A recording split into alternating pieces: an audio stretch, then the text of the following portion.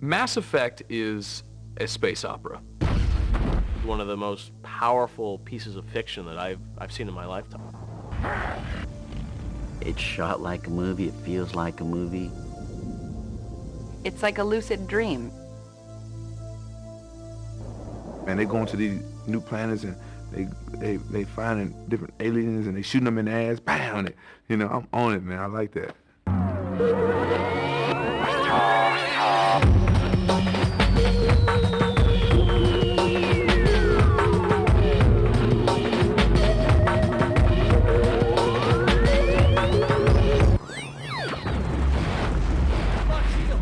Mass Effect is a grand and epic sci-fi adventure game which kind of plays like 24 in space. The idea behind it is to try and make a role-playing game for people that helps them live those science fiction moments from classic movies that we all grew up with. Blade Runner.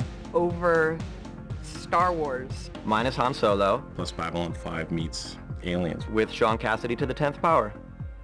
Yeah. You're a character in a distant universe, this aspirational fantasy, allowing you to do things you can never do in real life. In Mass Effect, you are the hero. You're controlling the action, and what you do can change the outcome. Ultimately, you decide the fate of the galaxy. I mean, it doesn't get any bigger than that. This game is awesome because you can completely customize your hero. You can be a woman, you can be a man, you can be a bald albino with no eyebrows, you can be a horrifically scarred Asian veteran. You have many choices of character. It's very exciting, and it will affect your choices in the game. The backstory gives you building blocks in which to build your character up, but the choices and how that character develops throughout this Mass Effect story really depends on you. As you play Commander Shepard, you basically encounter several people that will join up with your squad throughout the game if you choose to have them. It's the ultimate role-playing game. It's kind of a combination of everything you've seen in role-playing games, but also in third-person shooters, combined into one. We wanted to put it on a next-generation console, Xbox 360, and just push everything to the next level. You literally can just pull out a gun and just run at the enemy with guns blazing, or you can take a more subtle approach. Let's not do anything we're all going to regret. You can play it like a chess player. You can play it like, say, a Halo player. You have biotic powers that you can use where you can influence the physical world using energy attacks, lifting things, sabotaging things with your mind. And then there's your gun. You can shoot aliens in the face. That's fun. Look out! You gotta, you know what I'm saying, be on your toes. You he behind you shooting you in the ass. Like, man, I'm supposed to shoot you in the ass. But he just shot me in the ass, and my ass is on fire because the thing is hot. And it's burning, and the guy, you can tell the guy's hurting, and you can see a hole in his ass. And I'm like, oh, come on now. I'm joking about the hole in the ass, but... When you play the game and when you see the universe, you just want more. You want to learn more about it, and it's incredibly immersive. It feels like a universe that you don't want to leave. It feels like a universe you want to continue to adventure in. There's a galaxy and planets and side quests and all these different things. There are so many planets that you can just land on and go explore, even if you're doing nothing related to the main story of the game. It's just so huge. You're exploring the entire universe, and you're making all the decisions. It's freaking sweet. Everyone who plays the game will have a different experience because it's not a game, it's a piece of interactive fiction that shapes itself to how you want to play the game. You, human, you the one they call Shepard? Is there a problem? You are actually involved in your character's progression, and your choices shape the ending. This is an unscheduled arrival. I need your credentials. All you need to know is I have more credentials than you.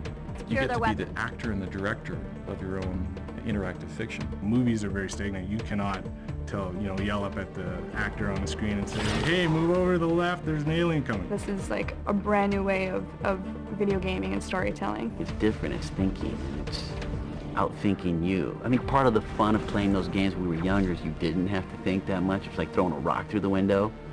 But now the window throws rocks back at you and it hides and turns into things. There are these interesting moral situations in the game.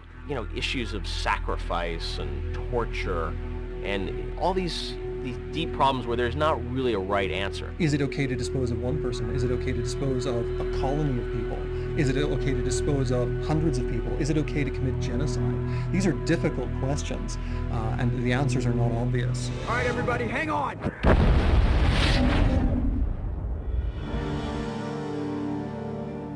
It's not even kind of a standard just choosing good and evil kind of thing. There's like a gradient of like good and evil. If you make always the meanest, gruffest, most aggressive choice, that doesn't always get you the result that you ultimately want. That's a positive. You son of a bitch! I'll make sure everyone in the Alliance sees that. Your career is over. What we've tried to do is actually say, listen, there really is no good and evil. There's your choices and the impact that they have on the world. Typically, freedom of choice in a video game is limited to whether or not you want to turn on the system or turn it off. These games are not mindless anymore. If you've got something to say, just say it. Your people are still newcomers, Shepard. The galaxy can be a very dangerous place. Is the Alliance truly ready for this? Choice is the most important thing. It's about giving the player as much choice as possible across all aspects of gameplay. Most games are essentially a roller coaster, where you get in, you hang on for dear life, if you play right, you're going to go up here and down here, and the big falls and the big scream, then you're going back down again, and then it ends. With Mass Effect, it's more of a road trip. You get in your car, you got your 3 or 4 dumb friends, and you guys are going forward. And wherever you get to is going to propel you to the next place.